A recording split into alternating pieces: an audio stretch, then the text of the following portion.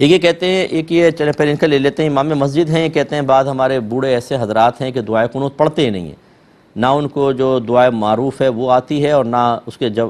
متبادل جو کہتے ہیں رب اغفر لی رب اغفر لی رب اغفر لی، وہ بھی نہیں اختیار کرتے، کہتے ہیں اللہ قبول فرمائے گا۔ تو کیا حکم شرع ہوگا؟ دیکھیں بہرحال یہ کہنا تو بالکل غلط ہے کہ آدمی بہت چیز، پھر نماز بھی نہ پڑھے نا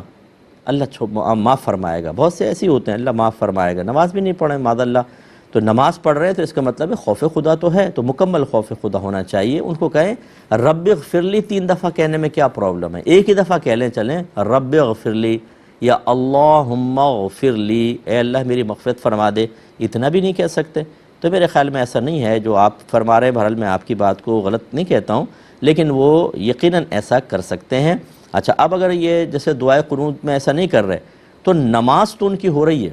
کیونکہ یہ دعائے قنوت کی جو ہم تکبیر لگاتے ہیں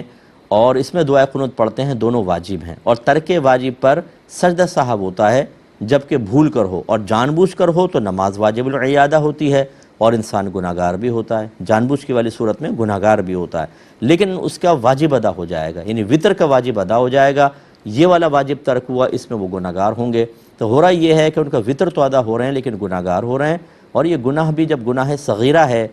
مکروہ تحریمی فعل گناہ صغیرہ ہوتا ہے، اور جب لگاتار کیا جائے تو گناہ صغیرہ کبیرہ میں بدل جاتے ہیں، تو یہ کوئی معمولی چیز نہیں ہے، انہیں سمجھائیں۔ اور مجھے حیرت ہوتی ہے ضعیف العمر ہیں، انہیں تو زیادہ اپنی آخرت کی فکر ہونی چاہیے کہ عنقریب اللہ کی بارگاہ میں پہنچیں گے، اب وہاں حساب و کتاب دینا ہوگا، اگر خدا نخواستہ بعض گناہوں پر توبہ کیے مرگ کیے بغیر فوت ہو گئے، ہو سکتا ہے عذابات قبر شدید قسم کے منتظر ہوں، تو زیادہ ڈرنا چاہیے، اس میں ایسی بے پرواہی اور لاپرواہی حیرت انگیز ہے۔ تو یہ امام صاحب جو ہیں، میں نے آپ سے گزارش کرتا ہوں کہ آپ اپنے جمعے کے بیانات میں کوشش کریں یہ بتائیں، اس طرح درس قرآن رکھیں، درس حدیث رکھیں کسی ایک نماز کے بعد، 10 منٹ کا 12 منٹ کا یا 5 سے 7 منٹ کا چلیں، لوگ اگر جلدی جانا چاہتے ہیں، اور یہ تمام باتیں اس میں اکثر بیان کیا کریں۔